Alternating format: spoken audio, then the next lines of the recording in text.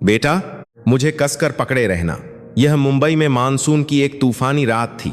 एक आदमी 2 साल के बच्चे को अपनी पीठ पर लादे एक अंधेरी गली से भागा जा रहा था। उसके कपड़े बारिश में पूरी तरह भीग चुके थे और उसकी हांफती सांसों की आवाज बारिश के शोर में दब रही थी।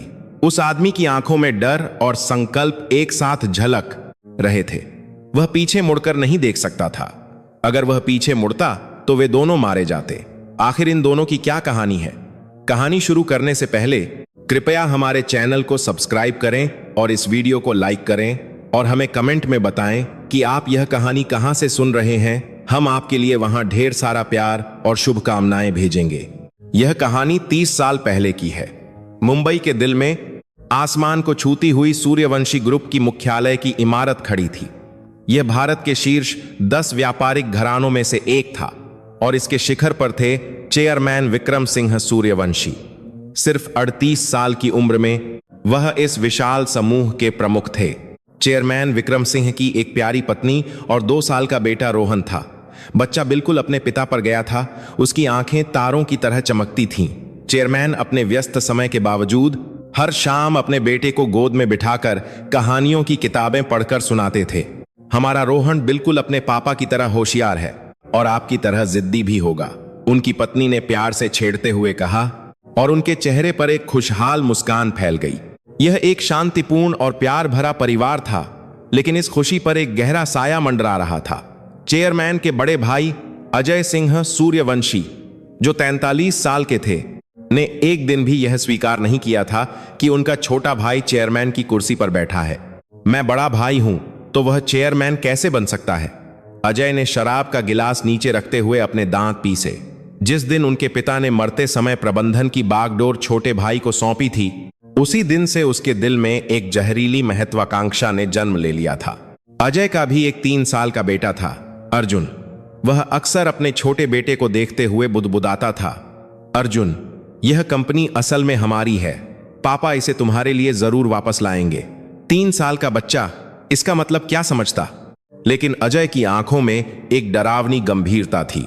इस बीच चेयरमैन के पास 2 वफादार लोग थे। एक थे उनके निजी सचिव सुरेश शर्मा, 35 साल के, एक शांत और बेहद काबिल आदमी। वह चेयरमैन के सभी कार्यक्रमों का प्रबंधन करते थे और समूह के सभी रहस्यों को संभालते थे। चेयरमैन उन्हें अपने छोटे भाई की तरह मानते थे। दूसरे थे उनके निजी ड्राइवर राकेश कुमार, 30 साल के, कम बोलने वाले और ईमानदार व्यक्ति। उनके पास कोई बड़ा पद नहीं था, लेकिन वह 5 साल से अधिक समय से चेयरमैन के परिवार की सेवा कर रहे थे और चुपचाप अपना काम करते थे। रोहन को राकेश बहुत पसंद था। वह तुतलाती आवाज में राकेश अंकल कहकर मुस्कुराता था। राकेश ऐसे प्यारे रोहन को देखकर बस खामोशी से मुस्कुरा देता था। एक शाम चेयरमैन ने अपने सचिव सुरेश शर्मा को चुपके से बुलाया। सुरेश, मुझे तुमसे कुछ बात करनी है। चेयरमैन का चेहरा गंभीर था। आजकल कुछ अजीब घटनाएं हो रही हैं। कैसी घटनाएं? साहब, कभी कार के ब्रेक अचानक फेल हो जाते हैं तो कभी खाने से अजीब सी गंध आती है। सुरेश का चेहरा सख्त हो गया। कहीं कोई आपको? मेरा भाई, चेयरमैन ने शांति से कहा। मेरे पास कोई सबूत नहीं है, लेकिन मुझे यकीन है। सुरेश कुछ नहीं कह सका। चेयरमैन ने खिड़की से बाहर रात के शहर को देखते हुए अपनी बात जारी रखी। अगर मुझे और मेरी पत्नी को कुछ हो जाए तो तुम रोहन का ख्याल रखना। साहब, ऐसी बातें मत कीजिए। हमें सच्चाई का सामना करना होगा। सुरेश, मेरा भाई कभी हार नहीं मानेगा। चेयरमैन ने दराज से एक सीलबंद लिफाफा निकाला। यह एक मोटा भूरे रंग का लिफाफा था जिस पर लाल मोम की मुहर लगी थी। यह मेरी वसीयत है।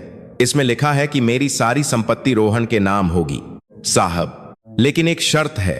रोहन को यह संपत्ति तभी मिलेगी जब वह बालिग हो जाएगा, चेयरमैन ने दृढ़ता से कहा। उससे पहले मैंने कानूनी रूप से इसे ऐसा बना दिया है कि कोई भी इसे छू नहीं सकता। सुरेश ने कांपते हाथों से लिफाफा लिया। चेयरमैन ने उसका कंधा पकड़कर कहा, सुरेश, तुम रोहन की रक्षा करना।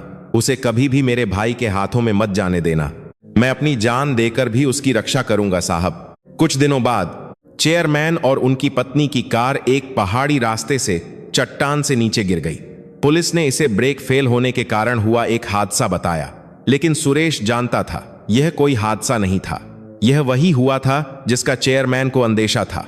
अंतिम संस्कार में काले कपड़ों में लोगों की भीड़ थी। व्यापार जगत के बड़े नाम, राजनेता और पत्रकार सब वहां मौजूद थे।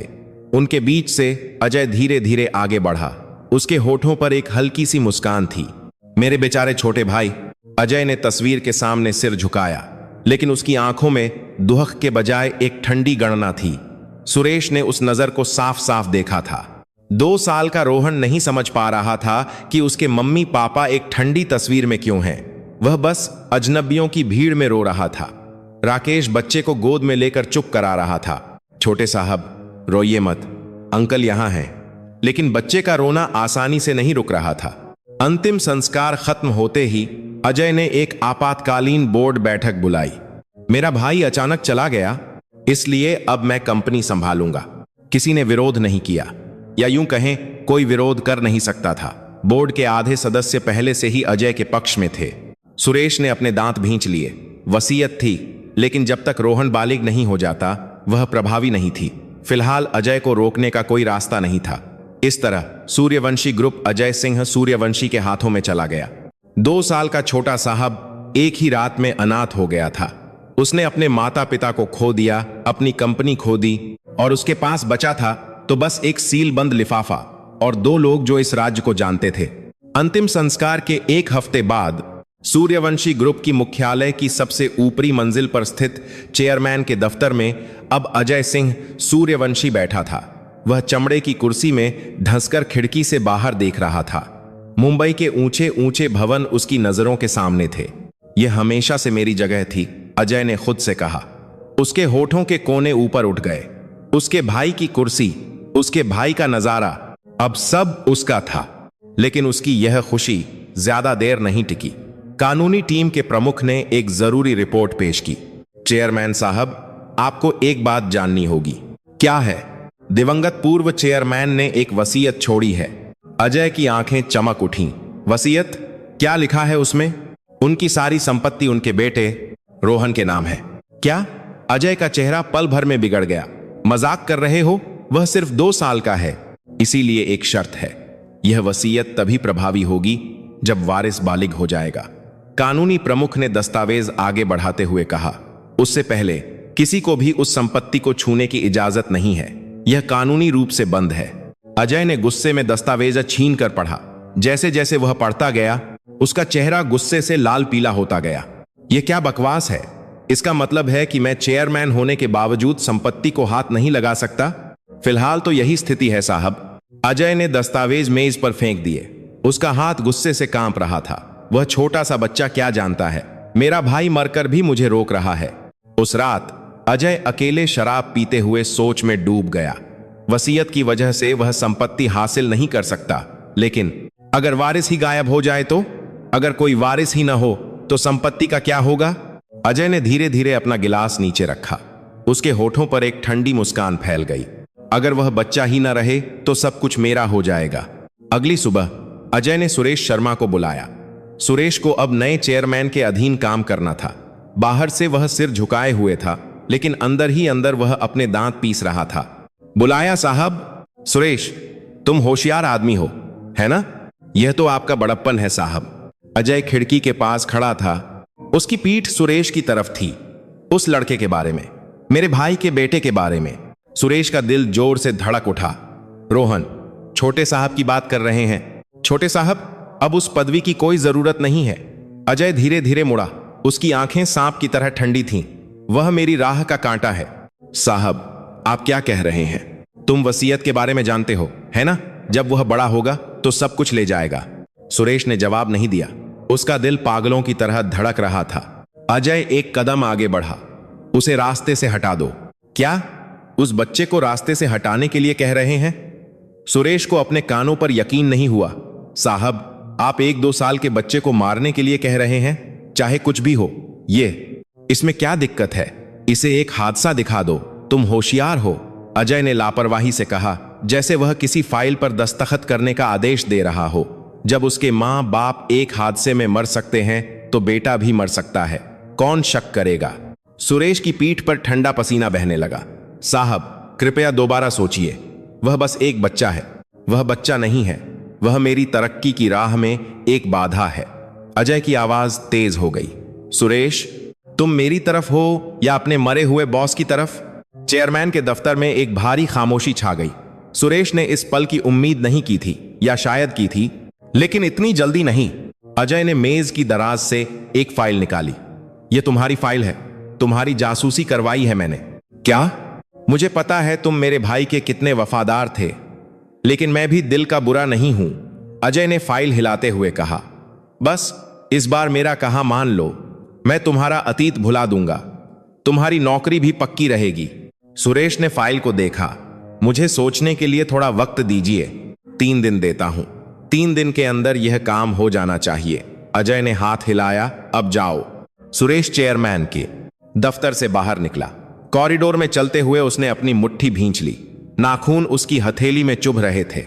साहब, मुझे क्या करना चाहिए? आपने मुझे छोटे साहब की रक्षा करने के लिए कहा था, लेकिन मैं अकेले क्या कर सकता हूं? तभी कॉरिडोर के अंत में एक जाना पहचाना चेहरा दिखाई दिया। ड्राइवर राकेश कुमार। राकेश ने 2 साल के रोहन को अपनी गोद में उठाया हुआ था। बच्चा गहरी नींद में सो रहा था। सुरेश साहब। राकेश। सुरेश ने सोते हुए बच्चे के चेहरे को देखा। बिल्कुल अपने पिता की परछाई। इस छोटी सी जान को खत्म करने का आदेश। सुरेश ने फैसला कर लिया, वह यह आदेश कभी पूरा नहीं करेगा, लेकिन अगर उसने मना किया तो उसे भी मार दिया जाएगा। अजय ऐसा ही आदमी था, तो फिर सिर्फ एक ही रास्ता था, छोटे साहब को लेकर कहीं दूर चले जाना, ऐसी जगह जहां कोई उन्हें ढूंढ न सके। सुरेश ने राकेश को देखा।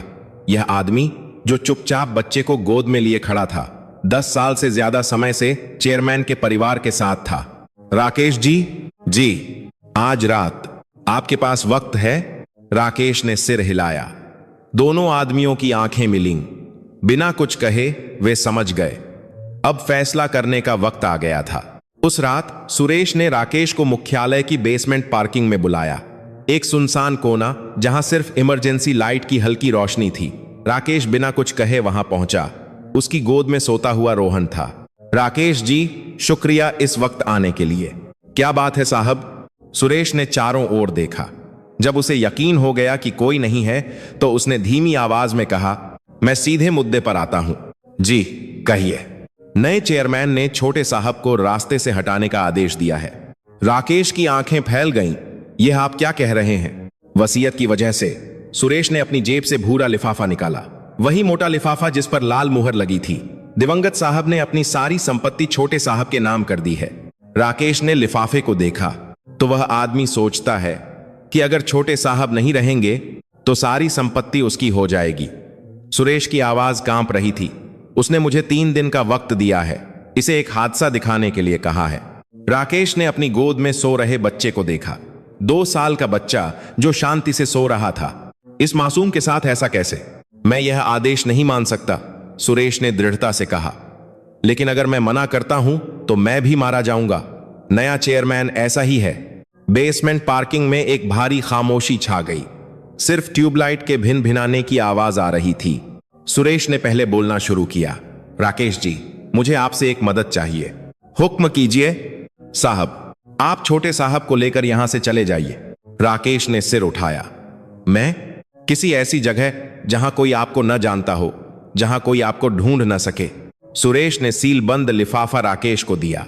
यह वसीयत अपने साथ ले जाइए, और जब तक छोटे साहब बालिग न हो जाएं, इसे कभी मत खोलिएगा। राकेश ने लिफाफा ले लिया। उसके हाथ में एक भारीपन महसूस हुआ। और आप? साहब, मुझे यहीं रहना होगा। सुरेश की आंखों में एक दृढ़ता थी। किसी को तो यहां रहकर उस शैतान पर नजर रखनी होगी, लेकिन यह आपके लिए खतरनाक है। खतरनाक है, लेकिन साहब ने आखिरी बार मुझसे एक बात कही थी। सुरेश ने एक पल के लिए अपनी आंखें बंद की। सुरेश, तुम रोहन की रक्षा करना। यह याद करते ही उसकी आंखें भर आईं। मैं अकेले उनकी रक्षा नहीं कर सकता, इसीलिए मैं आपसे यह मदद मांग रहा हूं। राकेश ने चुपचाप बच्चे को देखा। बिल्कुल अपने पिता जैसी आंखें। जब से वह इस घर में आया था, उसने इस बच्चे को देखा था। राकेश अंकल। वह तुतलाती आवाज उसे अपने कानों में गूंजती हुई महसूस हुई। राकेश ने धीरे धीरे सिर हिलाया। ठीक है, सच में मैं छोटे साहब की रक्षा करूंगा। सुरेश की आंखों में आंसू आ गए। शुक्रिया राकेश जी, बहुत बहुत शुक्रिया। मुझे शर्मिंदा मत कीजिए। मैं तो बस इतना ही कर सकता हूं। दोनों आदमियों ने एक दूसरे को देखा। अब और कुछ कहने की जरूरत नहीं थी। सुरेश ने अपनी जेब से एक और लिफाफा निकाला। इसमें कुछ नकदी है, ज्यादा नहीं है, लेकिन कुछ समय के लिए आपका काम चल जाएगा। धन्यवाद। और यह मेरा निजी नंबर है। सुरेश ने एक छोटा सा कागज दिया। सिर्फ बहुत जरूरी होने पर ही फोन करना, वरना कभी संपर्क मत करना। राकेश ने कागज लेकर अपनी जेब में रख लिया। कब निकलना है? आज रात, अभी। सुरेश ने अपनी घड़ी देखी। तुरंत राकेश का चेहरा गंभीर हो गया। आधी रात के बाद मुख्यालय के सीसीटीवी कैमरों की जांच होती है। आपको उसी समय निकलना होगा। ठीक है राकेश जी। सुरेश ने राकेश का कंधा पकड़ा। कभी वापस मत आइएगा। अगर आप वापस आए। उसने अपनी बात अधूरी छोड़ी, फिर कहा, तो हम तीनों मारे जाएंगे। राकेश ने चुपचाप सिर हिलाया। सुरेश एक कदम पीछे हटा। अब जाइए, बारिश होने वाली है। जी, मौसम विभाग ने कहा था कि रात में बारिश होगी। मैं छोटे साहब का ध्यान रखूंगा। राकेश ने बच्चे को कसकर अपनी गोद में ले लिया। आप भी अपना ख्याल रखिएगा साहब। मैं ठीक हूं, बस छोटे साहब का ख्याल रखिएगा। सुरेश ने आखिरी बार बच्चे के चेहरे को देखा। एक छोटी नाजुक जान, साहब का प्यारा बेटा। छोटे साहब, स्वस्थ और सुरक्षित रहिएगा। उसने गहरा झुककर प्रणाम किया, जैसे यह आखिरी विदाई हो। राकेश बच्चे को लेकर बेसमेंट पार्किंग से बाहर निकल गया।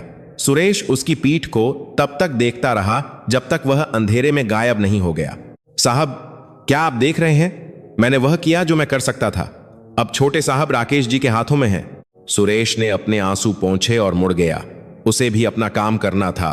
प्यार है अजय के वफादार होने का नाटक करना, उस दिन तक जब सच सामने आएगा।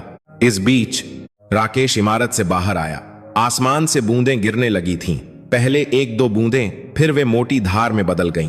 राकेश ने बच्चे को अपनी गोद से पीठ पर ले लिया। उसने अपनी जैकेट उतारकर बच्चे के सिर पर डाल दी। बेटा, मुझे कसकर पकड़े रहना।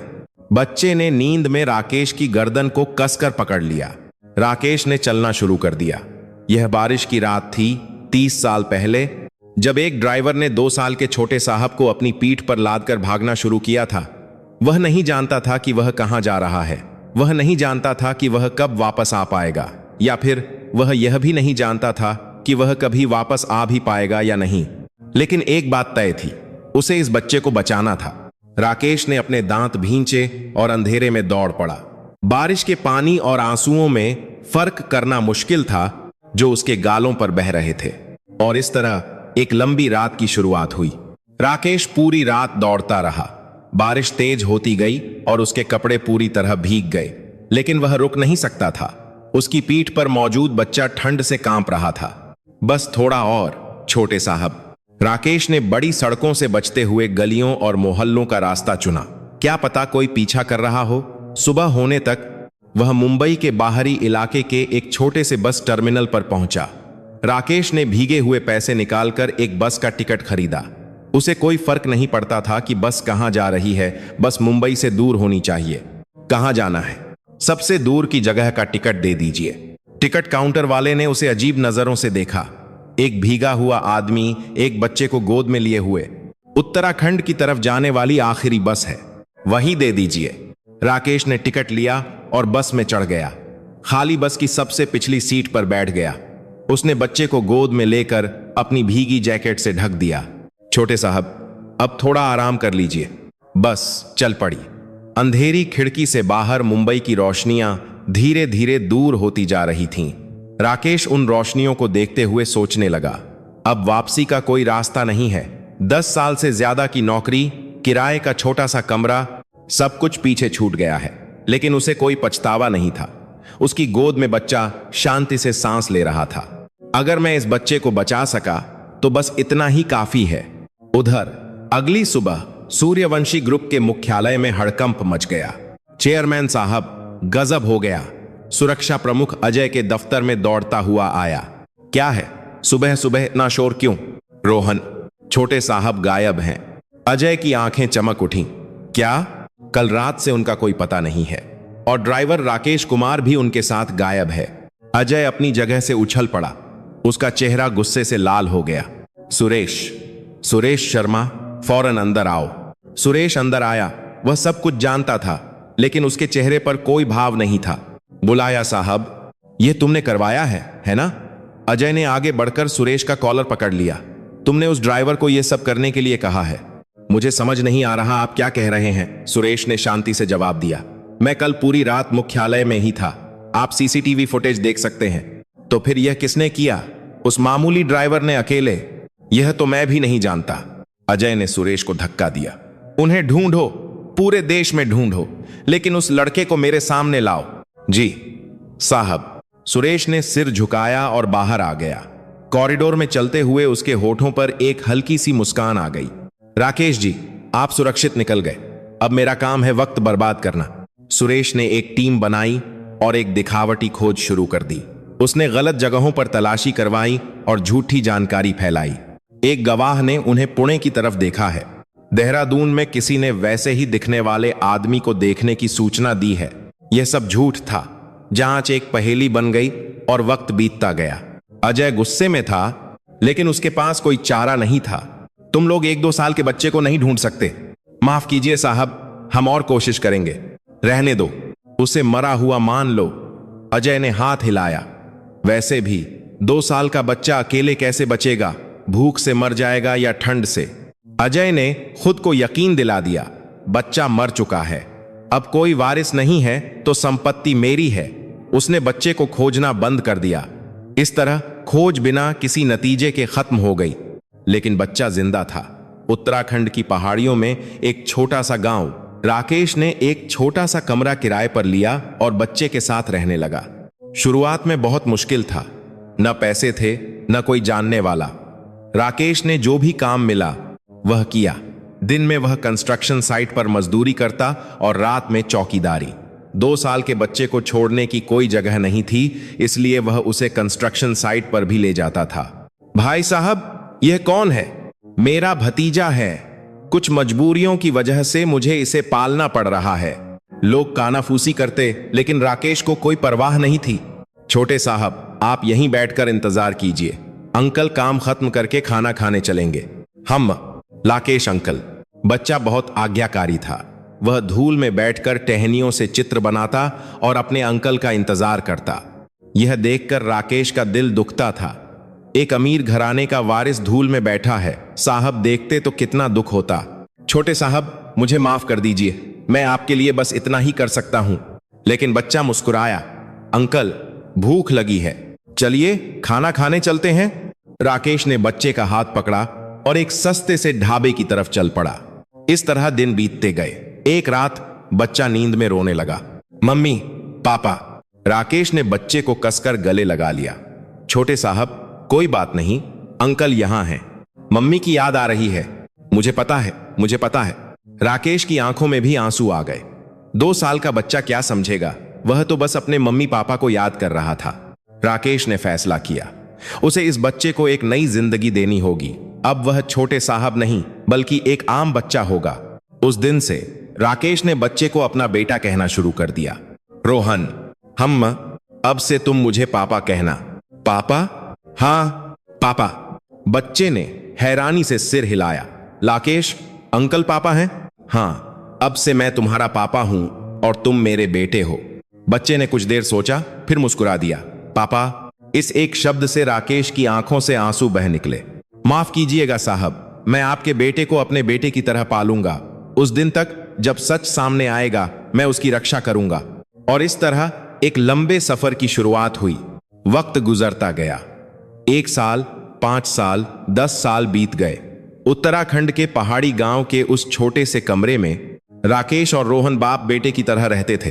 वे गरीब थे। राकेश सुबह से रात तक काम करता। दिन में कंस्ट्रक्शन साइट पर इंटेंट होता और रात में एक अपार्टमेंट में चौकीदारी करता। 2-3 काम एक साथ करने के बाद भी गुजारा मुश्किल था, लेकिन वह अपने बेटे के सामने कभी जाहिर नहीं करता था। पापा, आज भी काम पर जा रहे हो? हाँ रोहन बेटा, शाम को तुम्हारे लिए कुछ अच्छा लेकर आऊंगा। समोसे? हाँ समोसे। राकेश मुस्कुराकर जवाब देता, लेकिन उसकी जेब में तो मैगी का एक पैकेट खरीदने के भी पैसे मुश्किल से होते थे।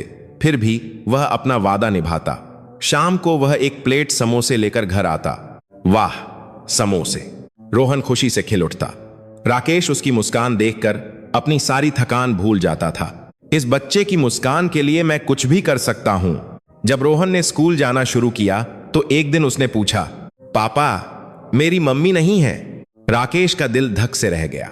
वह जानता था कि यह सवाल एक न एक दिन जरूर आएगा, लेकिन जब यह आया तो उसके मुंह से शब्द नहीं निकल रहे थे। Mummy, mummy. राकेश को झूठ बोलना पड़ा, वह सच नहीं बता सकता था। रोहन बेटा, तुम्हारे असली मम्मी पापा जब तुम बहुत छोटे थे एक कार एक्सीडेंट में गुजर गए थे। एक्सीडेंट? हाँ, और मैं तुम्हारे पापा का दोस्त था, इसलिए मैं तुम्हें अपने साथ ले आया और पालने लगा। रोहन कुछ देर चुप रहा, फिर उसने सिर हिलाया। तो आप मेरे असली पापा नहीं हो? राकेश की आंखों में आंसू आ गए। नहीं रोहन, मैं ही तुम्हारा असली पापा हूं। खून का रिश्ता नहीं है, लेकिन मैं ही तुम्हारा असली पापा हूं। रोहन राकेश के गले लग गया। मेरे लिए भी आप ही मेरे असली पापा हो। इस एक वाक्य पर राकेश ने बच्चे को कसकर गले लगा लिया और रो पड़ा। शुक्रिया रोहन बेटा, ऐसा कहने के लिए तुम्हारा बहुत बहुत शुक्रिया। मिडिल स्कूल में रोहन हमेशा अपनी क्लास में फर्स्ट आता था। बिना किसी ट्यूशन के भी उसके नंबर बहुत अच्छे आते थे। टीचर हैरान रह जाते थे। रोहन तो कमाल का बच्चा है, क्या आप घर पर उसे पढ़ाते हैं? नहीं जी, वह खुद ही पढ़ता है। राकेश शर्मिंदा होकर जवाब देता। ट्यूशन तो दूर, उसके पास स्कूल की फीस भरने के भी पैसे नहीं थे। रोहन अपने पिता की हालत समझता था। पापा, मुझे ट्यूशन नहीं जाना, मैं लाइब्रेरी में पढ़ सकता हूं। रोहन, माफ कर देना बेटा, पापा के पास पैसे नहीं हैं। माफी क्यों मांग रहे हो पापा? आपके कमाए पैसों से ही तो मैं खाता हूं, स्कूल जाता हूं, इतना काफी है। रोहन ने हिम्मत से मुस्कुराकर कहा। राकेश को अपने बेटे पर गर्व भी था और अफसोस भी। हाई स्कूल में रोहन ने पार्ट टाइम काम करना शुरू कर दिया। वह वीकेंड पर एक दुकान में काम करके अपनी पॉकेट मनी कमाता था। पापा, यह इस महीने की मेरी कमाई है। ये क्या कर रहे हो? ये तुम्हारे पैसे हैं, आप रख लीजिए। पापा, आपको ज्यादा जरूरत है। रोहन ने लिफाफा राकेश के हाथ में थमा दिया। राकेश ने लिफाफा लेते हुए सिर झुका लिया। बेटे से पैसे लेते हुए उसे शर्म और अफसोस महसूस हो रहा था, लेकिन रोहन पूरे आत्मविश्वास से भरा था। पापा, मैं बड़ा होकर बहुत पैसे कमाऊंगा और आपको आराम की जिंदगी दूंगा। रोहन, आप देखना पापा, मैं ऐसा जरूर करूंगा। राकेश ने अपने बेटे की पीठ थपथपाते हुए अपने आंसू पी लिए। यह बच्चा सच में महान है। साहब, आप देख रहे हैं आपका बेटा कितना काबिल बन गया है। वक्त तेजी से गुजर गया। रोहन को स्कॉलरशिप मिली और उसने दिल्ली के एक बड़े कॉलेज में दाखिला ले लिया। राकेश अपने बेटे को दिल्ली भेजते हुए रो पड़ा। पापा, क्यों रो रहे हो? मैं छुट्टियों में आऊंगा तो।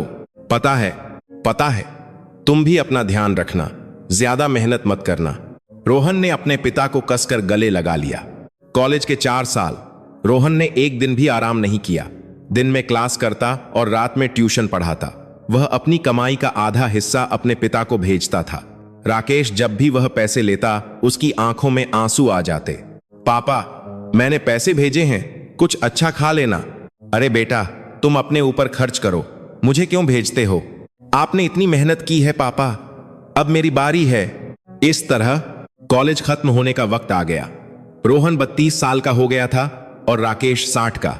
एक दिन रोहन का फोन आया। पापा, मेरी नौकरी लग गई। क्या? सच में? हाँ, एक बहुत बड़ी कंपनी में, सारे इंटरव्यू पास कर लिए। राकेश खुशी से उछल पड़ा। मेरा बेटा महान है, इतनी बड़ी कंपनी में। पापा, पहली तनख्वाह से आपके लिए क्या लाऊं? अरे कुछ नहीं चाहिए, तुम्हारी नौकरी लग गई, यही मेरे लिए काफी है। राकेश दिल से मुस्कुराया। 30 साल की मेहनत का फल मिल गया था। अब बेटा सेटल हो गया तो उसका काम पूरा हो गया। वैसे पापा, कंपनी का नाम सुनोगे? हाँ, बताओ। फोन के दूसरी तरफ से आवाज आई। सूर्यवंशी ग्रुप। सूर्यवंशी ग्रुप। राकेश के चेहरे का रंग उड़ गया। उसके हाथ में पकड़ा फोन कांपने लगा।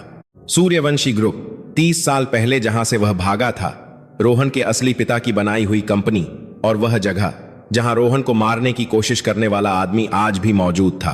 पापा, पापा, आप चुप क्यों हो गए? नहीं, कुछ नहीं, बहुत अच्छा हुआ, बधाई हो, राकेश ने मुश्किल से जवाब दिया, लेकिन उसका दिमाग सुन्न हो गया था।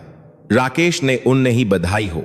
फोन काटने के बाद राकेश एक कोने में बैठकर अपना सिर पकड़कर बैठ गया। नहीं, कहीं भी असल था तक कहीं भी, लेकिन वहां नहीं। राकेश ने एक पुरानी दराज खोली। 30 साल से उसने वह दराज नहीं खोली थी। उसके अंदर एक भूरा लिफाफा था। लाल मोम की मुहर आज भी वैसी ही थी। राकेश ने लिफाफा निकालकर देखा। अब मुझे क्या करना चाहिए? क्या मुझे रोहन को रोकना चाहिए? क्या मुझे उसे सच बता देना चाहिए? 30 साल से दफन राज अब हिलने लगा था। कुछ दिनों बाद रोहन घर आया। वह अपने नौकरी के कागजात पूरे करने आया था। राकेश ने अपने बेटे को देखते ही कहा, रोहन, उस कंपनी के बारे में एक बार और सोच लो। क्या? क्यों? रोहन हैरान था। जो पिता उसकी नौकरी की खबर सुनकर इतना खुश था, वह अचानक ऐसा क्यों कह रहा है? पापा, कोई बात है क्या? नहीं, बस और भी तो बहुत कंपनियां हैं। राकेश ने नजरें चुराते हुए कहा। जरूरी तो नहीं कि वहीं जाओ। पापा, आपको पता भी है वह कौन सी कंपनी है? सूर्यवंशी ग्रुप, भारत की टॉप 10 कंपनियों में से एक। पता है, लेकिन वहां भर्ती के लिए कंपटीशन 100 में से 1 का था। वहां नौकरी मिलना कितना मुश्किल है, आपको अंदाजा है? रोहन की आवाज में नाराजगी थी। मैंने बहुत मेहनत की है और अब आप अचानक कह रहे हो कि कहीं और चले जाओ। राकेश जवाब नहीं दे सका। वह सच नहीं बता सकता था। यह तुम्हारे असली पिता की कंपनी है और तुम्हारे पिता का कातिल आज भी वहां है। यह शब्द उसके मुंह से नहीं निकल रहे थे। पापा, वजह क्या है? बस वहां मत जाओ। बस क्या होता है? यह कोई बात हुई? रोहन ने गहरी सांस ली। आप उस कंपनी के बारे में क्या जानते हैं? आपने तो पूरी जिंदगी कंस्ट्रक्शन साइट और चौकीदारी में गुजार दी। यह सुनकर राकेश का दिल चुभ गया। यह गलत नहीं था। अपने बेटे की नजरों में वह एक अनपढ़ मजदूर था। रोहन, मेरी बात सुनो। पापा, मैं बच्चा नहीं हूं, रोहन ने दृढ़ता से कहा। यह मौका अगर हाथ से गया तो दोबारा नहीं मिलेगा। मैं जाऊंगा। राकेश कुछ नहीं कह सका। बिना सच बताए बेटे को मनाने का कोई रास्ता नहीं था। आखिरकार रोहन ने नौकरी ज्वाइन कर ली। राकेश अपने बेटे की पीठ को जाते हुए देखते हुए बुदबुदाया, भगवान करे सब ठीक हो। नौकरी का पहला दिन था। रोहन सुबह जल्दी उठा और सूट पहना। शीशे के सामने खड़े होकर टाई बांधते हुए उसने खुद से कहा, रोहन, आज से नई जिंदगी, अच्छा करना है। सूर्यवंशी ग्रुप की मुख्यालय की इमारत, मुंबई के बीचों बीच एक विशालकाय इमारत। रोहन ने लॉबी में कदम रखते ही सोचा, वाह, यह कितनी बड़ी है। नए कर्मचारियों के ट्रेनिंग हॉल में रोहन के अलावा दर्जनों और लोग थे। सबके चेहरे पर घबराहट थी। एचआर मैनेजर ने सामने आकर कहा, आज दोपहर को चेयरमैन साहब खुद नए कर्मचारियों का हौसला बढ़ाने आएंगे। नए कर्मचारियों में कानाफूसी शुरू हो गई। चेयरमैन खुद आएंगे? अर्जुन सूर्यवंशी है ना? वह तो बहुत यंग है। रोहन भी उत्सुक था। सूर्यवंशी ग्रुप के चेयरमैन अर्जुन सूर्यवंशी। वह बस इतना जानता था कि वह 33 साल के एक युवा चेयरमैन हैं। दोपहर को ट्रेनिंग हॉल का दरवाजा खुला। एक काले सूट में एक आदमी अंदर आया। वह अर्जुन सूर्यवंशी था। 33 साल की उम्र के हिसाब से उसकी आंखें तेज और तेवर ठंडे थे। उसके पीछे उसके सहायक चल रहे थे। चेयरमैन साहब आ गए हैं। सभी नए कर्मचारी एक साथ खड़े हो गए। अर्जुन ने बेरुखी से हॉल को देखा। इस बार कितने नए लोग हैं? 47 हैं साहब। 47? वैसे भी आधे तो निकाल ही दिए जाएंगे, अर्जुन ने मजाक उड़ाते हुए कहा। नए कर्मचारियों के चेहरे उतर गए। अर्जुन धीरे धीरे हॉल में घूमने लगा। वह हर किसी को घूर रहा था। वह रोहन के सामने आकर रुका। तुम कौन हो? जी, मैं नया कर्मचारी रोहन कुमार हूं। रोहन कुमार, तुम्हारी क्वालिफिकेशन क्या है? मैंने दिल्ली यूनिवर्सिटी से एमबीए किया है। दिल्ली यूनिवर्सिटी? हम आजकल तो हर कोई वहां से पास हो जाता है, अर्जुन ने हंसते हुए कहा। तुम्हारे घर में कौन है? रोहन एक पल के लिए हिचकिचाया। मेरे पिता अकेले हैं, वह एक चौकीदार हैं। हॉल में सन्नाटा छा गया। अर्जुन की भौहें तन गईं। चौकीदार? एक चौकीदार का बेटा हमारी कंपनी में आया है? जी साहब। रोहन ने नजरें नहीं झुकाईं। मैं बहुत मेहनत करूंगा, अर्जुन हंसा। मजेदार है। देखते हैं एक चौकीदार का बेटा एक बड़ी कंपनी में कितने दिन टिकता है। वह मुड़ते हुए अपने सहायक से बोला, इस लड़के का नाम याद रखना। अगली छंटनी की लिस्ट में इसका नाम सबसे ऊपर रखना। रोहन की मुट्ठी भिंच गई, लेकिन वह चुप रहा। पहले ही दिन कोई मुसीबत खड़ी नहीं कर सकता था। अर्जुन के जाने के बाद बगल में बैठे एक साथी ने फुसफुसाया, यार तुम कमाल हो। इतनी बेइज्जती के बाद भी शांत रहे। क्या कर सकते हैं, नए हैं। लेकिन चेयरमैन तो बहुत ही घटिया है। चुप रहो। तभी ट्रेनिंग हॉल का दरवाजा फिर से खुला। सफेद बालों वाला एक अधेड़ उम्र का आदमी अंदर आया। एचआर मैनेजर ने तुरंत झुककर प्रणाम किया। प्रेसिडेंट साहब। नए कर्मचारी फिर से खड़े हो गए। उस आदमी ने हाथ हिलाते हुए कहा, बैठो बैठो, खड़े होने की जरूरत नहीं है। उसकी आवाज नरम थी।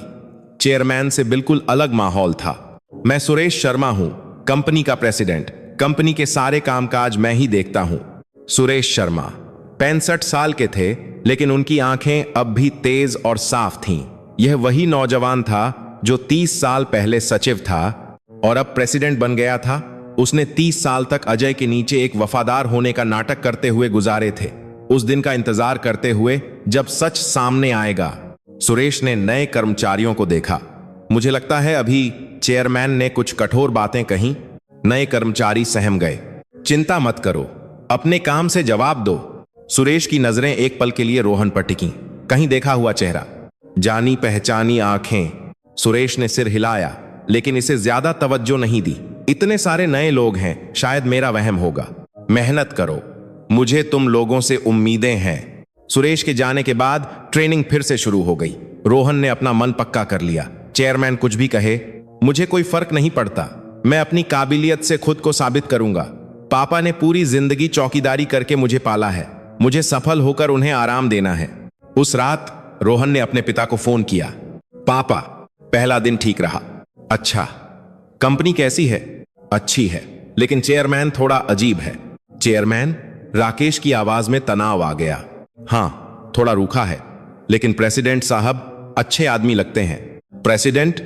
क्या नाम है? सुरेश शर्मा। क्यों? फोन के दूसरी तरफ खामोशी छा गई। पापा, पापा, क्या हुआ? नहीं, कुछ नहीं। राकेश ने फोन काट दिया। उसका हाथ कांप रहा था। सुरेश, वह आदमी अभी भी वहां है। राकेश ने फिर से वही पुरानी दराज खोली। उसने सीलबंद लिफाफा निकालकर देखा। अब क्या करना है? 30 साल से बंद दरवाजा अब धीरे धीरे खुल रहा था। नौकरी को 1 महीना हो गया। रोहन नए कर्मचारियों में सबसे मेहनती था। वह सबसे पहले आता और सबसे आखिर में जाता। जो काम उसे दिया जाता वह उसे पूरी तरह से करता, और जो नहीं दिया जाता वह भी कर लेता। सीनियर्स के बीच रोहन की साख तेजी से बढ़ रही थी। वह नया लड़का रोहन बहुत अच्छा काम करता है। जा रहे ज़ारा देश एकता रात देर तक रुकता है और कोई शिकायत नहीं करता। लेकिन चेयरमैन अर्जुन सूर्यवंशी की आंखों में यह बात खटक रही थी। पहले दिन जिस नए लड़के का उसने चौकीदार का बेटा कहकर मजाक उड़ाया था, वह निकाले जाने के बजाय तारीफें बटोर रहा था। एक दिन एक एग्जीक्यूटिव मीटिंग थी। नए कर्मचारियों को भी देखने की इजाजत थी।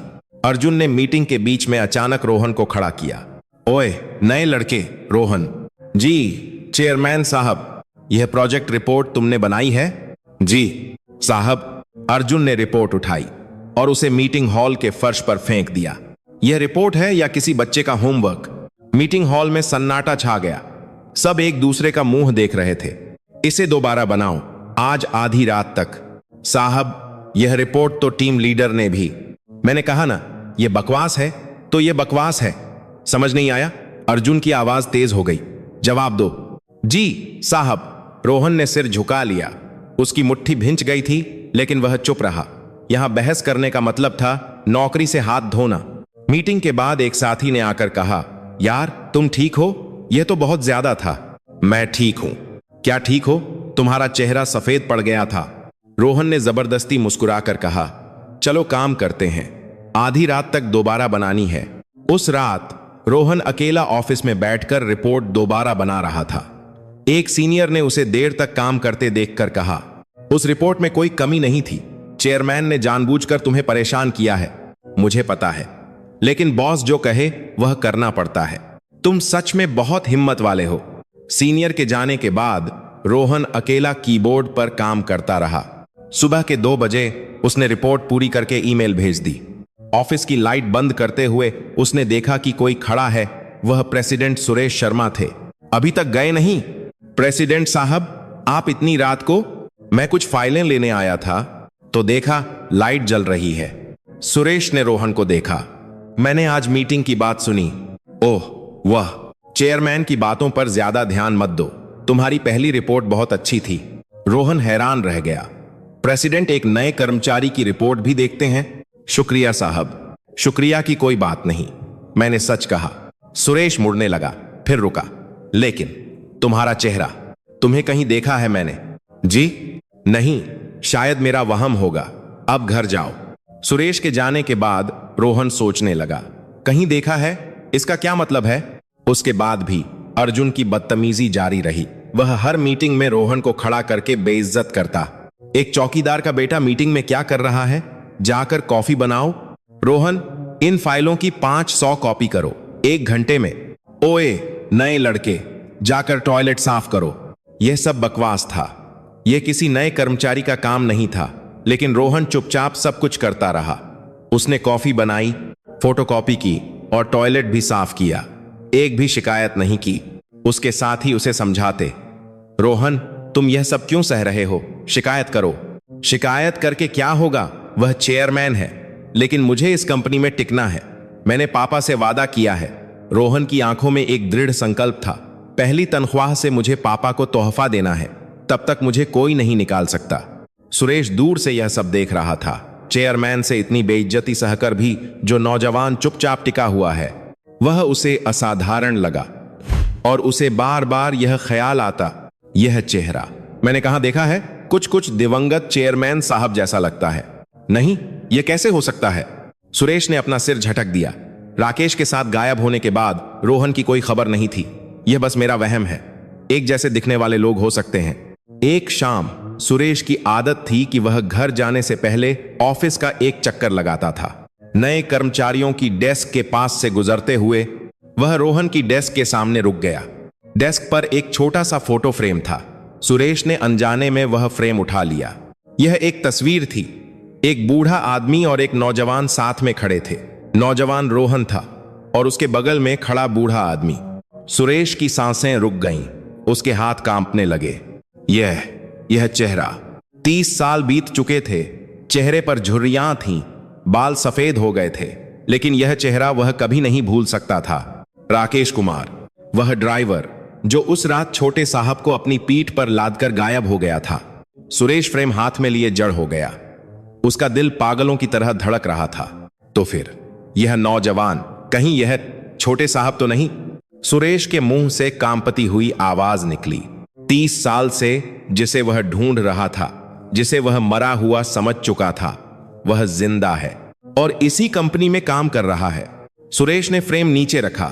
उसके पैरों में जान नहीं बची थी और वह कुर्सी पर धड़ाम से बैठ गया। आप जिंदा थे छोटे साहब? उसकी आंखों से आंसू बहने लगे। 30 साल, मैंने 30 साल इंतजार किया। साहब, क्या आप देख रहे हैं? आपका बेटा वापस आ गया है। उस रात सुरेश सो नहीं पाया। जब भी वह आंखें बंद करता, उसे वह तस्वीर दिखाई देती। बूढ़ा राकेश कुमार और जवान रोहन साथ में मुस्कुराते हुए। 30 साल पुरानी यादें लहरों की तरह उमड़ पड़ी। बारिश की वह रात, बच्चे को पीठ पर लादे अंधेरे में गायब होती राकेश की पीठ। वह जिंदा है, सुरेश ने खुद से कहा। अगले दिन सुरेश ने एचआर विभाग से संपर्क किया। क्या मैं कर्मचारी रोहन कुमार की फाइल देख सकता हूं? जी प्रेसिडेंट साहब, अभी भेजता हूं। कुछ देर बाद आई फाइल को उसने खोला। नाम रोहन कुमार, उम्र 32 साल, परिवार पिता राकेश कुमार, पता उत्तराखंड का एक गांव। सुरेश का दिल जोर जोर से धड़कने लगा। रोहन कुमार 32 साल, 30 साल पहले वह 2 साल का था। उम्र सही है और पिता का नाम राकेश कुमार। यह कोई इत्तेफाक नहीं हो सकता। सुरेश ने फैसला किया, उसे खुद जाकर यह पता लगाना होगा। वीकेंड पर सुरेश सुबह जल्दी अपनी कार लेकर निकल पड़ा। दिल्ली से उत्तराखंड 3 घंटे का रास्ता। वह नेविगेशन के सहारे एक पहाड़ी गांव में पहुंचा। एक छोटा सा गांव था। सुरेश ने पते की पुष्टि करते हुए एक घर के सामने रुका। एक पुराना दरवाजा, उखड़ा हुआ पेंट। यह राकेश का घर था। सुरेश एक पल के लिए हिचकिचाया। 30 साल बाद वह उससे मिल रहा था। उसने कांपते हाथों से दरवाजा खटखटाया। कुछ देर बाद दरवाजा खुला। सफेद बालों वाला एक बूढ़ा आदमी बाहर आया। झुर्रियों वाला चेहरा, झुकी हुई कमर, लेकिन उसकी आंखें 30 साल पहले जैसी ही थीं। कौन? राकेश की आवाज रुक गई। उसने सामने खड़े आदमी को देखा और जड़ हो गया। सुरेश भी कुछ नहीं बोल सका। दोनों आदमी कुछ देर तक बस एक दूसरे को तो देखते रहे। पहले सुरेश ने बोलना शुरू किया। राकेश जी, क्या आपने मुझे पहचाना? राकेश की आंखें फैल गईं। वह आवाज, कहीं आप सुरेश साहब तो नहीं? हाँ, मैं सुरेश हूं। राकेश की आंखों से आंसू बह निकले। साहब, आप जिंदा हैं? आप भी तो 30 साल तक कहां थे? बस यहीं रहता था। दोनों आदमी एक दूसरे को देखकर रो पड़े, बिना आवाज के, खामोशी से। 30 साल का वक्त आंसुओं में बह रहा था। राकेश सुरेश को अंदर ले गया। एक छोटा सा कमरा था। सामान के नाम पर एक पुरानी अलमारी, एक मेज और एक छोटा सा टीवी। सुरेश का दिल दुख गया। 30 साल ऐसे गुजारे छोटे साहब को बचाने के लिए। साहब बैठिए। राकेश ने एक गद्दा दिया। दोनों आमने सामने बैठ गए। आपने मुझे कैसे ढूंढा?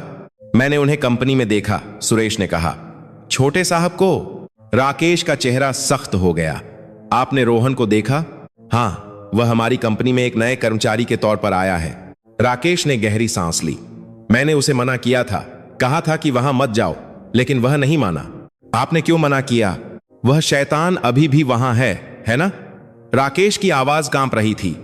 अजय सिंह, वह इंसान अभी जिंदा है? जिंदा है, बीमार है और एक नर्सिंग होम में है, और उसका बेटा अब चेयरमैन है। अर्जुन, वह अपने बाप से भी बदतर है। सुरेश ने अपने दांत भींचे। छोटे साहब, उसके हाथों हर तरह की बेइज्जती सह रहे हैं। राकेश की आंखों में आग जल उठी। क्या वह उन्हें चौकीदार का बेटा कहकर मजाक उड़ाता है? उनसे हर तरह के छोटे मोटे काम करवाता है, उन्हें बहुत परेशान कर रहा है। राकेश ने अपनी मुट्ठी भींच ली। उसकी इतनी हिम्मत। राकेश जी, सुरेश ने गंभीरता से कहा। वह लिफाफा, क्या वह अभी भी आपके पास है? राकेश कुछ देर चुप रहा। फिर वह धीरे धीरे उठा और एक पुरानी दराज खोली। दराज के अंदर से उसने एक लिफाफा निकाला। भूरा लिफाफा, लाल मुहर, 30 साल बाद भी वैसा का वैसा। मैंने इसे कभी नहीं खोला। राकेश ने लिफाफा आगे बढ़ाते हुए कहा। जैसा आपने दिया था वैसा ही है। सुरेश ने लिफाफा ले लिया। उसका हाथ कांप रहा था। चेयरमैन की आखिरी वसीयत, 30 साल से छिपा हुआ सच। राकेश जी, अब वक्त आ गया है जी, सच को सामने लाने का। सुरेश की आंखें दृढ़ हो गईं। दिवंगत साहब की मौत कोई हादसा नहीं थी। अजय सिंह ने उन्हें मरवाया था। मुझे पता है, मैंने 30 साल तक इसके सबूत इकट्ठे किए हैं। सुरेश ने अपनी जेब से कुछ फाइलें निकाली। ब्रेक से छेड़छाड़ का आदेश, उस वक्त के मैकेनिक का बयान, अजय के काले धन का हिसाब। आपने यह सब कैसे? एक वफादार होने का नाटक करते हुए उस शैतान के पास रहा। मुझे पता था कि एक दिन यह दिन जरूर आएगा। सुरेश ने राकेश का हाथ पकड़ा। राकेश जी, छोटे साहब सूर्यवंशी ग्रुप के असली वारिस हैं। मुझे पता है, यह वसीयत सामने आते ही सब कुछ बदल जाएगा। राकेश ने सिर हिलाया। लेकिन साहब, रोहन कुछ नहीं जानता। जी, वह यह सोचकर बड़ा हुआ है कि वह एक अनाथ है। उसे नहीं पता कि उसके असली मां बाप कौन थे या उनकी हत्या हुई थी। सुरेश कुछ देर चुप रहा। तो फिर पहले हमें छोटे साहब को बताना होगा। मैं बताऊंगा, राकेश ने कहा। यह झूठ मैंने 30 साल तक बोला है। मुझे ही इसे खत्म करना होगा। ठीक है। सुरेश उठ खड़ा हुआ। जब आप तैयार हों तो मुझे फोन कीजिएगा, मैं भी अपनी तैयारी करूंगा। सुरेश साहब, राकेश ने सुरेश को पुकारा। 30 साल तक कंपनी में टिके रहना आपके लिए बहुत मुश्किल रहा होगा। सुरेश ने एक फीकी मुस्कान दी। और आपके लिए भी छोटे साहब को पालना बहुत मुश्किल रहा होगा। नहीं, मैं तो उन्हीं की वजह से जी सका। दोनों आदमियों ने फिर एक दूसरे को देखा। बिना कुछ कहे वे समझ गए थे। दोनों ने अपने अपने तरीके से दिवंगत साहब की आखिरी इच्छा को पूरा किया था। सुरेश के जाने के बाद राकेश अकेला कमरे में बैठा रहा। उसके हाथ में सीलबंद लिफाफा था। रोहन, राकेश ने बुदबुदाया, अब तुम्हें सच बताने का वक्त आ गया है। 30 साल से दिल में दफन राज अब दुनिया के सामने आने वाला था। वीकेंड पर रोहन अपने पिता के घर आया। उसे पहली तनख्वाह मिली थी। उसके हाथ में एक तोहफे का बैग था। पापा, मैं आ गया। दरवाजा खोलते ही राकेश आंगन में इंतजार कर रहा था। आ गए? पापा, यह आपकी पहली तनख्वाह का तोहफा है। रोहन ने बैग आगे बढ़ाया। राकेश ने उसे खोला तो उसमें एक गर्म सर्दियों की जैकेट थी। ये क्या है? इतना महंगा खरीदा?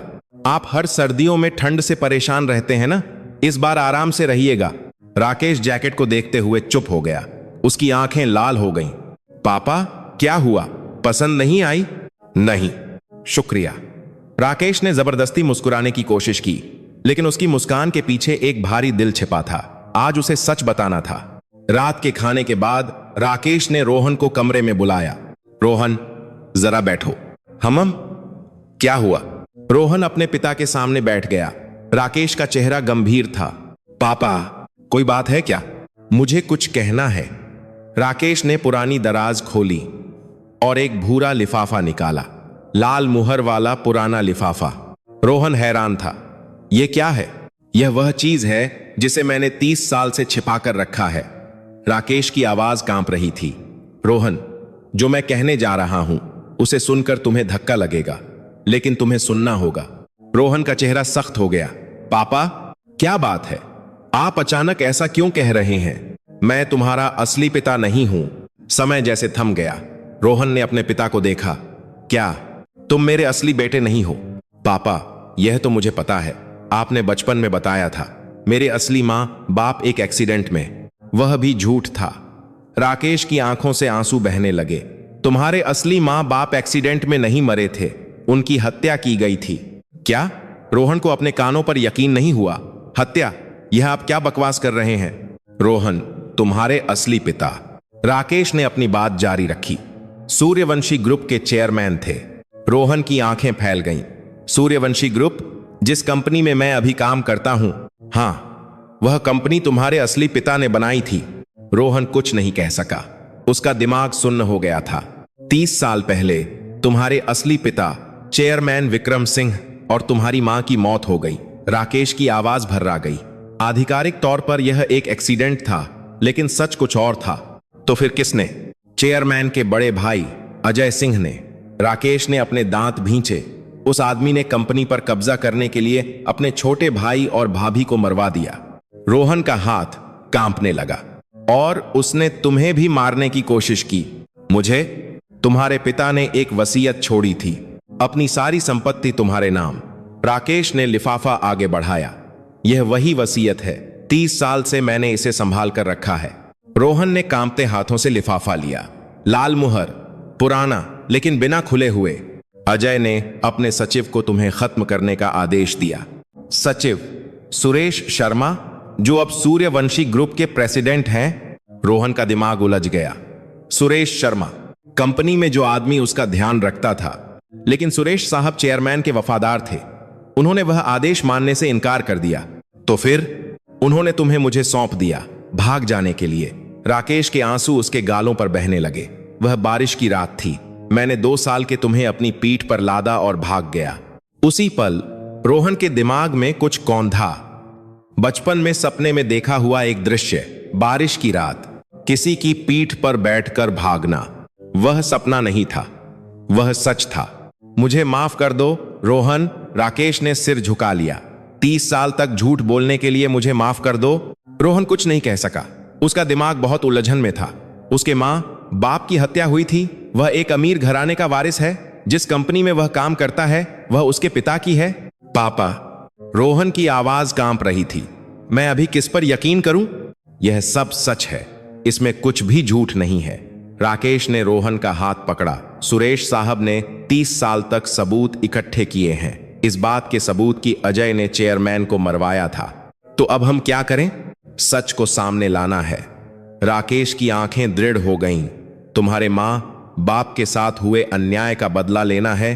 रोहन ने लिफाफे को देखा। उसके पिता, जिसे उसने कभी नहीं देखा। इस लिफाफे को छोड़ते वक्त उनके दिल में क्या रहा होगा?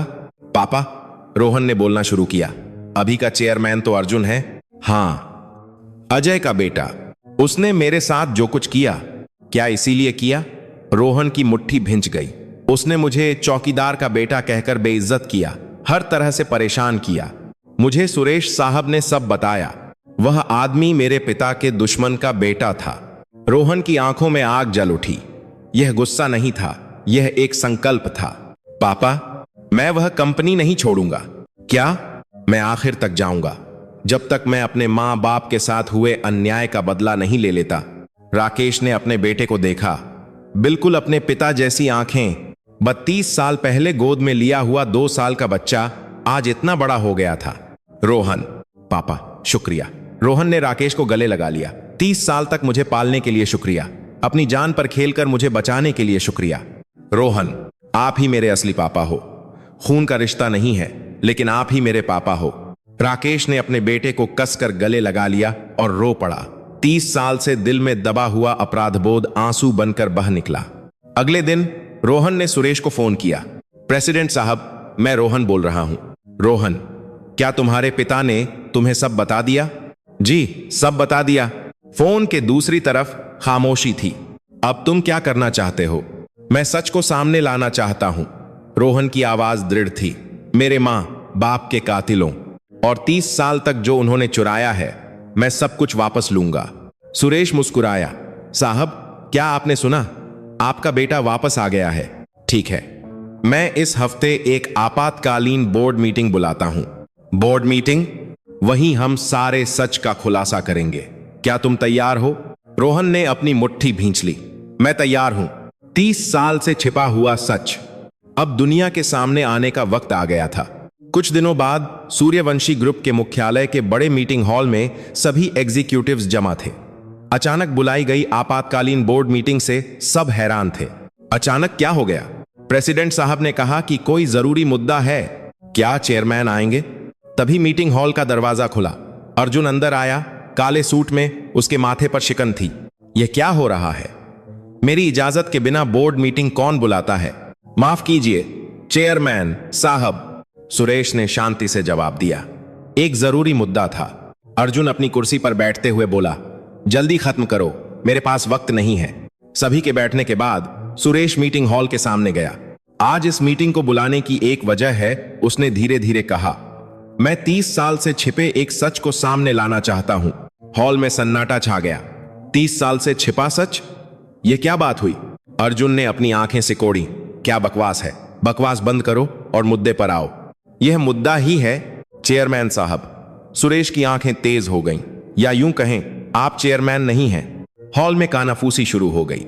अर्जुन का चेहरा सख्त हो गया। तुमने अभी क्या कहा? अर्जुन सूर्यवंशी, आप सूर्यवंशी ग्रुप के असली वारिस नहीं हैं, सुरेश ने दृढ़ता से कहा। और न ही आपके पिता अजय सिंह थे। अर्जुन अपनी जगह से उछल पड़ा। पागल हो गए हो? तुम्हारी हिम्मत कैसे हुई? यह हिम्मत नहीं, सच्चाई है। सुरेश ने एक रिमोट दबाया। बड़ी स्क्रीन पर एक दस्तावेज की तस्वीर उभरी। यह 30 साल पहले दिवंगत चेयरमैन विक्रम सिंह की छोड़ी हुई वसीयत है। हॉल में हलचल मच गई। विक्रम सिंह, 30 साल पहले एक एक्सीडेंट में मरे पूर्व चेयरमैन। वसीयत में लिखा है। सुरेश ने पढ़ना शुरू किया। मैं विक्रम सिंह अपनी सारी संपत्ति और सूर्यवंशी ग्रुप का प्रबंधन अपने इकलौते बेटे रोहन विक्रम सूर्यवंशी के नाम करता हूं। अर्जुन की आंखें फैल गईं। क्या? रोहन? वह तो 30 साल पहले मर गया था। वह मरे नहीं थे, सुरेश ने कहा। वह जिंदा हैं और अभी इसी जगह पर हैं। मीटिंग हॉल का दरवाजा खुला। एक आदमी अंदर आया। नया कर्मचारी रोहन कुमार। एग्जीक्यूटिव्स में कानाफूसी होने लगी। यह तो नया लड़का है, रोहन, चौकीदार का बेटा। अर्जुन रोहन को देखकर हंसा। हाँ, यह क्या मजाक है? यह लड़का चेयरमैन का बेटा है? जी हां, सुरेश ने अगली स्लाइड दिखाई। स्क्रीन पर एक डीएनए रिपोर्ट की तस्वीर थी। रोहन कुमार और दिवंगत चेयरमैन विक्रम सिंह का डीएनए 99% मेल खाता है। हॉल जम गया। अर्जुन के चेहरे का रंग उड़ गया। ये सब झूठ है। यह रिपोर्ट नकली है। नकली नहीं है। रोहन आगे आया। 30 साल पहले जब मैं 2 साल का था, मैं इस कंपनी से भाग गया था। रोहन की आवाज कांप नहीं रही थी। मेरे असली पिता की छोड़ी हुई वसीयत की वजह से मुझे मारने की कोशिश की गई थी। क्या बकवास है? बकवास नहीं है। सुरेश ने अगली फाइल दिखाई। यह 30 साल पहले ब्रेक से छेड़छाड़ का आदेश है। इस पर अजय सिंह के दस्तखत हैं। एक और फाइल स्क्रीन पर आई। यह उस वक्त के मैकेनिक का बयान है। उसने गवाही दी है कि अजय सिंह के कहने पर उसने ब्रेक से छेड़छाड़ की थी। अर्जुन के पैर कांपने लगे। वह कुर्सी पर धड़ाम से बैठ गया। यह नहीं हो सकता। यह हो सकता है। सुरेश की आंखें ठंडी हो गईं। चेयरमैन विक्रम सिंह और उनकी पत्नी की मौत एक्सीडेंट में नहीं हुई थी, उनकी हत्या की गई थी। हॉल में सनसनी फैल गई। हत्या, वह एक्सीडेंट एक हत्या थी और हत्या का आदेश देने वाला। सुरेश ने हॉल के पीछे की तरफ इशारा किया। वहां है। हॉल का पिछला दरवाजा खुला। व्हील चेयर पर एक बूढ़ा आदमी अंदर आया। सफेद बाल, झुर्रियों वाला चेहरा, एक वक्त में इस कंपनी को चलाने वाला अजय सिंह। पापा, अर्जुन चिल्लाया। अजय ने खाली नजरों से हॉल को देखा। उसे अचानक अस्पताल से यहां लाया गया था। उसे कुछ समझ नहीं आ रहा था। यह कौन सी जगह है? अजय सिंह। सुरेश अजय के सामने गया। 30 साल पहले आपने अपने छोटे भाई विक्रम सिंह को मरवाया था, है ना? अजय की आंखें कांपने लगीं। क्या क्या बकवास है? और आपने अपने 2 साल के भतीजे को भी मारने की कोशिश की थी। सुरेश की आवाज तेज हो गई। आपने मुझे खुद आदेश दिया था, है ना, उस बच्चे को रास्ते से हटाने के लिए। हॉल बर्फ की तरह ठंडा हो गया। अजय का हाथ कांपने लगा। वाह वाह, इनकार करने का कोई फायदा नहीं, हमारे पास बहुत सबूत हैं। सुरेश मुड़ा। उसने रोहन को देखते हुए कहा, छोटे साहब कृपया यहां आइए। छोटे साहब, इस शब्द से हॉल में फिर से हलचल मच गई। रोहन धीरे धीरे आगे बढ़ा। वह स्क्रीन के सामने खड़ा हो गया। 30 साल पहले जहां उसके पिता खड़े थे, ठीक उसी जगह। रोहन ने हॉल को देखा और धीरे धीरे बोलना शुरू किया। मैं रोहन कुमार नहीं हूं। उसकी आवाज हॉल में गूंज उठी। मेरा असली नाम रोहन विक्रम सूर्यवंशी है। सभी ने अपनी सांसें रोक लीं। 30 साल पहले मेरे मां बाप की मौत हो गई और मुझे भी मारने की कोशिश की गई। रोहन की आवाज भर्रा गई, लेकिन 2 लोगों ने मुझे बचाया। रोहन ने पीछे मुड़कर देखा। हॉल के दरवाजे पर एक बूढ़ा आदमी खड़ा था, राकेश कुमार। पुरानी जैकेट पहने, झुर्रियों वाले चेहरे से अपने बेटे को देख रहा था। 30 साल पहले इन्होंने मुझे अपनी पीठ पर लादकर भगाया था। रोहन की आंखों में आंसू आ गए। बारिश की रात में 2 साल के मुझे अपनी पीठ पर लादकर बिना कुछ लिए बस भागते रहे। राकेश की आंखों से भी आंसू बहने लगे। और 30 साल तक इन्होंने मुझे पाला, गरीबी में, मुश्किलों में, लेकिन एक बार भी इन्होंने मेरा साथ नहीं छोड़ा। रोहन की आवाज कांप रही थी। यह मेरे पापा हैं। खून का रिश्ता नहीं है, लेकिन मेरे लिए यही मेरे असली पापा हैं। हॉल में एक भारी खामोशी छा गई। तभी अजय चिल्लाया, झूठ, यह सब झूठ है। उसने व्हील चेयर से उठने की कोशिश की, लेकिन हिम्मत न होने के कारण फिर से बैठ गया। वह मर गया, 30 साल पहले मर गया। मरा नहीं। रोहन अजय के सामने गया। जिसे तुमने मारने की कोशिश की थी, वह जिंदा बच गया। अजय ने रोहन का चेहरा देखा। उसी पल अजय का चेहरा सफेद पड़ गया। रोहन की आंखें 30 साल पहले मारे गए उसके भाई की आंखों जैसी। विक्रम। अजय के मुंह से उसके भाई का नाम निकला। नहीं नहीं। अजय ने अपना सिर हिलाया। उसने अपने दोनों हाथों से अपना सिर पकड़ लिया। यह भूत है, भूत आया है। मैं भूत नहीं हूं, रोहन ने ठंडे स्वर में कहा। मैं तुम्हारा वही भतीजा हूं जिसे तुमने मारने की कोशिश की थी।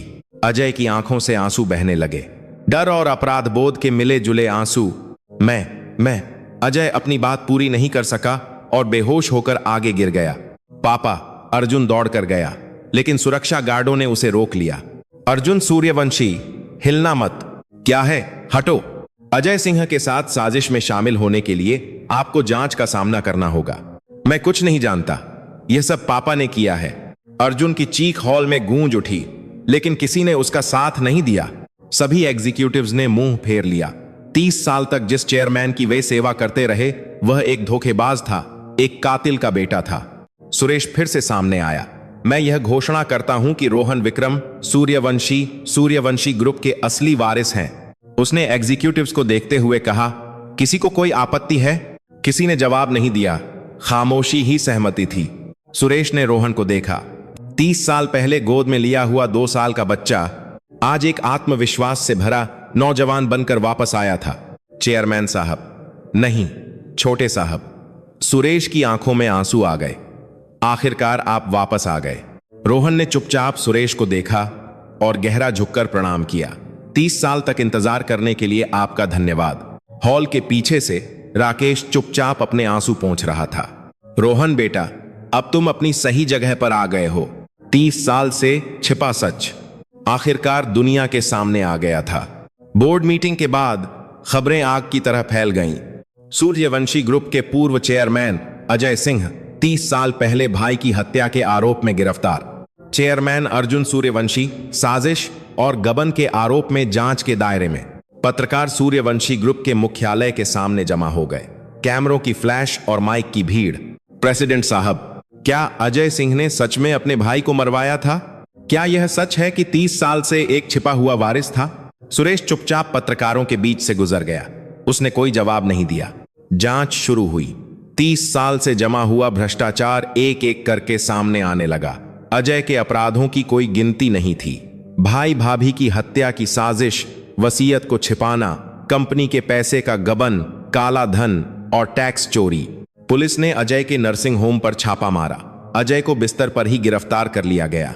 अजय सिंह, आपको हत्या की साजिश और गबन के आरोप में गिरफ्तार किया जाता है। अजय ने खाली नजरों से छत को देखा।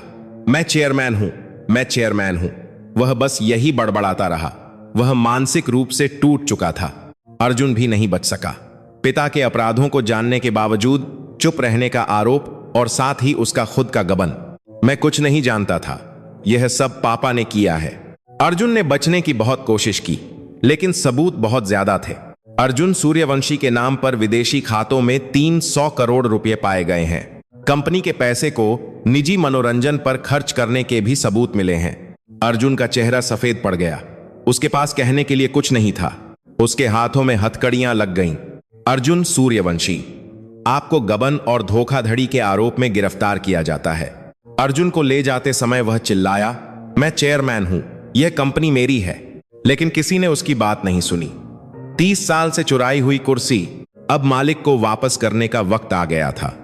कुछ दिनों बाद सूर्यवंशी ग्रुप के मुख्यालय में एग्जीक्यूटिव्स फिर से जमा हुए। इस बार यह बैठक रोहन के लिए थी। रोहन साहब, कृपया यहां बैठिए। जी। रोहन थोड़ा असहज होकर बैठा। उसे अभी भी यह सब एक सपने जैसा लग रहा था। सुरेश ने बोलना शुरू किया। आज यह बैठक सूर्यवंशी ग्रुप के नए चेयरमैन का फैसला करने के लिए है। सभी ने सिर हिलाया। दिवंगत चेयरमैन विक्रम सिंह की वसीयत के अनुसार रोहन विक्रम सूर्यवंशी ही असली वारिस हैं। सुरेश ने रोहन को देखा। छोटे साहब, क्या आप चेयरमैन का पद स्वीकार करेंगे? हॉल की सभी नजरें रोहन पर टिक गईं। रोहन कुछ देर चुप रहा। चेयरमैन, भारत के शीर्ष 10 समूहों में से एक का चेयरमैन, यह हर किसी का सपना होता है। लेकिन रोहन के दिमाग में कुछ और चल रहा था। सुबह सुबह कंस्ट्रक्शन साइट पर काम करते हुए पिता, देर रात चौकीदारी करते हुए ऊँघते हुए पिता, खुद भूखे रहकर बेटे की फीस भरते हुए पिता। छोटे साहब, सुरेश ने धीरे से पुकारा। रोहन ने धीरे धीरे बोलना शुरू किया। माफ कीजिए, क्या? मैं चेयरमैन का पद स्वीकार नहीं कर सकता। हॉल में कानाफूसी शुरू हो गई। छोटे साहब, यह आप क्या कह रहे हैं? जैसा मैंने कहा, मैं चेयरमैन नहीं बनना चाहता। एग्जीक्यूटिव्स में हलचल मच गई। वारिस चेयरमैन नहीं बनना चाहता तो फिर कंपनी का क्या होगा? सुरेश भी हैरान था। छोटे साहब, यह आपके पिता की विरासत है, उनकी इच्छा है। मुझे पता है। रोहन ने सिर हिलाया। लेकिन मेरी जिंदगी इस कंपनी ने नहीं बचाई। रोहन ने हॉल के पीछे मुड़कर देखा। राकेश एक कोने में खड़ा था, पुरानी जैकेट में, असहज सा। मेरी जिंदगी इन्होंने बचाई है। रोहन की आवाज कांप रही थी। 30 साल तक बिना किसी चीज के सिर्फ मुझे देखते हुए जिए हैं। हॉल में सन्नाटा छा गया। मैं उनके साथ एक आम जिंदगी जीना चाहता हूं, रोहन ने कहा। एक बड़े चेयरमैन के बेटे के तौर पर नहीं, बल्कि राकेश कुमार के बेटे के तौर पर। राकेश की आंखों से आंसू बहने लगे। रोहन, तो फिर कंपनी का क्या होगा? सुरेश ने पूछा। रोहन ने सुरेश को देखा। मैं यह जिम्मेदारी आपको सौंपना चाहता हूं। मुझे? 30 साल तक आपने ही तो इस कंपनी को बचाया है, रोहन ने कहा। एक वफादार होने का नाटक करते हुए सच को सामने लाने का इंतजार करते रहे। सुरेश की आंखें कांपने लगीं। वह 30 साल कितने मुश्किल रहे होंगे, मैं समझ सकता हूं। रोहन ने सुरेश के सामने सिर झुकाया। यह कंपनी आपने बचाई है, आप ही इसे आगे बढ़ाइए। हॉल में एक भारी खामोशी छा गई। सुरेश कुछ देर तक कुछ नहीं बोल सका। 30 साल, शैतान अजय के नीचे दांत भींचकर गुजारे हुए 30 साल, हर रात अपराध बोध में गुजारे हुए 30 साल। वह वक्त बर्बाद नहीं गया। छोटे साहब, सुरेश की आवाज भर्रा गई। साहब स्वर्ग से देख रहे होंगे। मुझे अपने असली पिता का चेहरा भी याद नहीं है। रोहन ने एक फीकी मुस्कान दी। लेकिन मुझे लगता है कि यही सही है। रोहन राकेश के पास गया। पापा, घर चलें। रोहन, मुझे भूख लगी है, आपके हाथ की बनी मैगी खानी है। राकेश ने अपने बेटे को देखा। अरबों की संपत्ति, चेयरमैन की कुर्सी को ठुकराकर अपने साथ मैगी खाने जाने वाला बेटा। अरे बेवकूफ लड़के, राकेश रोते हुए बोला, यह सब छोड़कर मेरे पास क्यों आ रहा है? छोड़ा नहीं है पापा, रोहन ने अपने पिता को गले लगा लिया। मैंने ज्यादा कीमती चीज को चुना है। हॉल में बैठे एग्जीक्यूटिव्स ने अपनी सांसें रोक लीं। किसी किसी की आंखें नम हो गईं। पैसे और ताकत से ज्यादा परिवार को चुनने वाला नौजवान, शायद यही असली अमीरी थी। सुरेश उनके पास आया। छोटे साहब, क्या आप सच में ठीक हैं? मैं ठीक हूं, रोहन मुस्कुराया, लेकिन मेरी एक गुजारिश है।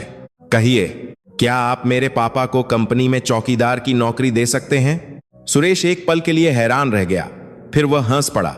एक अरबपति वारिस के पिता को चौकीदार की नौकरी? पापा को चौकीदारी के अलावा कुछ नहीं आता। अगर यह भी नहीं हो सकता तो कोई बात नहीं। राकेश ने अपने बेटे की पीठ पर मारा। किसने कहा मुझे कुछ नहीं आता?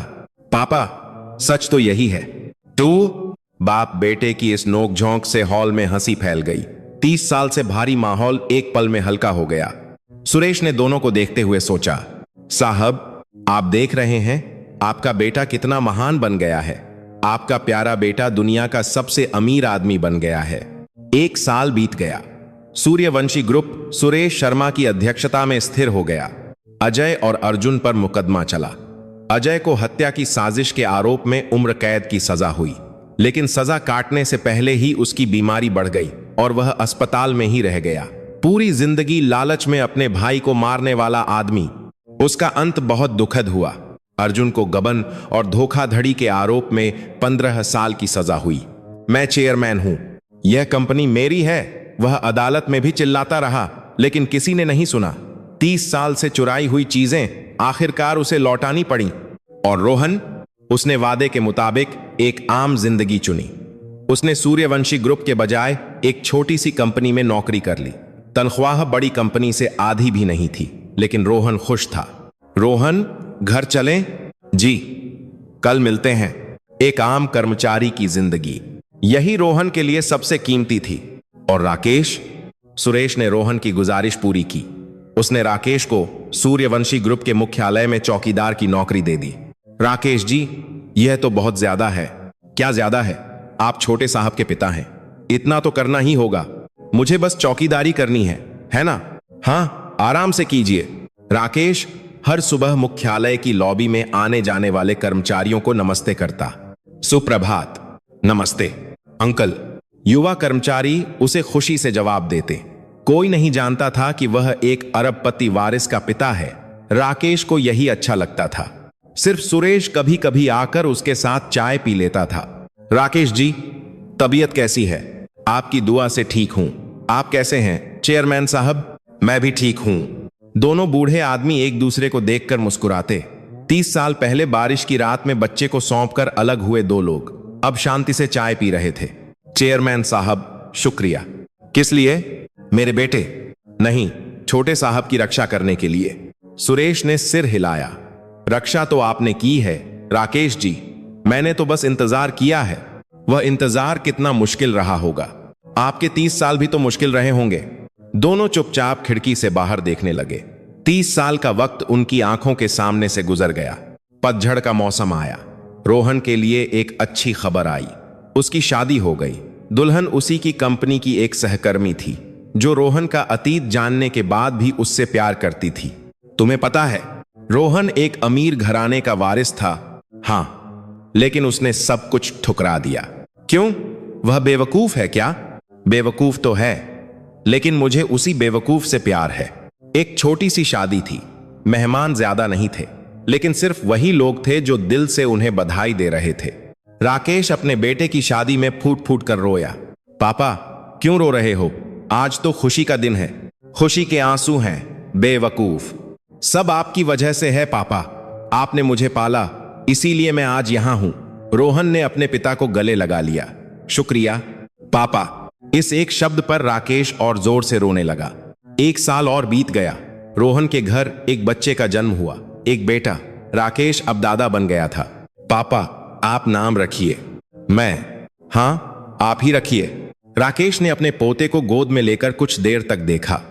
एक छोटी नाजुक जान, 32 साल पहले पीठ पर लादा हुआ, रोहन भी ऐसा ही था। विक्रम। विक्रम? हाँ विक्रम, राकेश ने कहा। तुम्हारे असली पिता का नाम विक्रम था ना? यह उसी नाम को आगे बढ़ाएगा। रोहन की आंखों में आंसू आ गए। पापा, मेरे असली पिता भी स्वर्ग में खुश हो रहे होंगे। रोहन ने अपने पिता को कसकर गले लगा लिया। शुक्रिया पापा, बहुत बहुत शुक्रिया। एक पतझड़ की दोपहर, रोहन के छोटे से घर के आंगन में राकेश अपने पोते विक्रम को गोद में लिए बैठा था। रोहन और उसकी पत्नी बगल में चाय बना रहे थे। धूप बहुत सुहानी थी। धूप बहुत सुहानी थी। दादा, दादा, विक्रम ने राकेश के गाल पकड़कर हंसते हुए कहा। राकेश भी हंस पड़ा। हाँ, मेरा विक्रम। रोहन यह सब देखते हुए बोला, पापा, आप खुश हैं? खुश? इससे बड़ी खुशी और क्या होगी? राकेश ने अपने पोते को देखते हुए कहा, सब आपकी वजह से है पापा, आपने मुझे बचाया था।